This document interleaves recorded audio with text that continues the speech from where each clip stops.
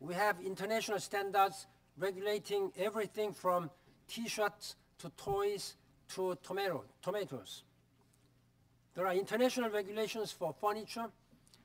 That means there are common standards for the global trade in armchairs, but not the global trade in arms. Families and communities around the world have paid a heavy price. We know this at the United Nations because poorly regulated international arms deals directly affect every dimension of our work. Armed violence kills more than 500,000 people each year, including 66,000 women and girls. Meanwhile, various non-state groups are adding to their arsenals. Some drug cartels in Latin America now outgun the armies of entire countries. All of these tragedies raise the same questions. Where were these weapons produced? Were they properly licensed for export or retransfer? What standards were used to authorize such transfers?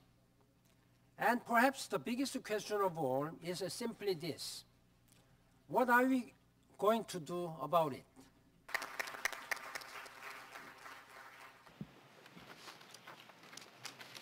Working group and throughout the process. What these negotiations are about is the quality of the treaty text. We're way past the argument of if there will be an arms trade treaty. That argument was won long ago. There will be an arms trade treaty, and the question now is what sort of treaty will it be? And what we're saying from civil society, from the Control Arms Coalition, is you need to get it right. Strong treaties are what change international situations. Strong treaties set high standards. Strong treaties change behaviour. Weak treaties change very little. National regulation on arms transfers.